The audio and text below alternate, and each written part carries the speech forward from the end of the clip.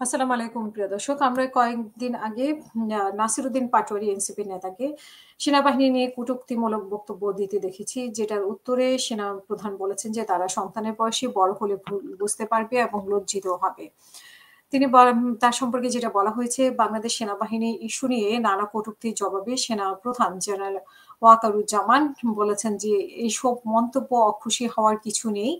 যারা এসব করেছে তাদের বয়স অল্প এবং তারা আমাদের সন্তানের বয়সী তারা বড় হলে নিজেদের ভুল বুঝতে পারবে। তখন নিজেরাই লজ্জিত হবে।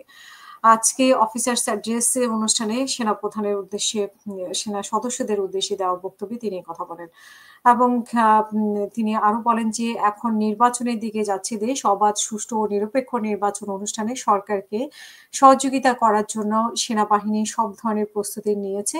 দীর্ঘ সময় ধরে সেনারা মাঠে দায়িত্ব পালন করছে। আগে এত দীর্ঘ সময় মাঠে থাকতে হয়নি।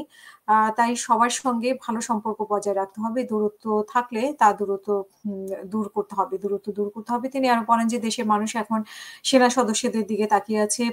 তোমরাই দেশের ভবিষ্যৎ। মানে সেনা সদস্যদের উদ্দেশ্যে তিনি বলেন যে, তাই দেশপ্রেমে উদ্বুদ্ধ হতে হবে এবং বাহিনীর চেইন অফ কমান্ড অক্ষুণ্ণ রাখতে হবে। সেনাপ্রধান আরো বলেন যে, সেনাবাহিনী একটি পেশাদার সংগঠন। মাঠে দায়িত্ব পালনের সময় পেশাদারিত্ব দেখাতে হবে। প্রতিশোধমূলক কোনো কাজে জড়ানো উচিত হবে না এবং নাম উল্লেখ না করে সেনাপ্রধান বলেন যে, একজন সেনা সদস্যের বিরুদ্ধে রাজনৈতিক দলের সঙ্গে সংশ্লিষ্ট থাকার অভিযোগে তদন্তাধীন এবং অভিযোগ প্রমাণিত হলে তার বিরুদ্ধে ব্যবস্থা নেওয়া হবে। সেনাবাহিনীর কোনো সদস্য রাজনৈতিক কর্মকাণ্ডে জড়াতে পারবে না। আরেক কর্মকর্তার বিরুদ্ধে নারী নির্যাতনের অভিযোগ নিয়েও তদন্ত চলছে এবং নৈতিক স্খলনের বিষয়ে কাউকে ছাড় দেওয়া হবে না। তবে মিডিয়া ট্রায়ালের ভিত্তিতে কাউকে সাজা দেওয়া হবে না। অভিযোগ প্রমাণিত হলে অবশ্যই ব্যবস্থা নেওয়া হবে। সেনা প্রধান জেনারেল ওয়াকারুজ্জামান ঊর্ধ্বতন কর্মকর্তাদের উদ্দেশ্যে বলেন যে, একজন সেনা কর্মকর্তাকে গড়ে তুলতে রাষ্ট্র বিপুল অর্থ ব্যয় করে।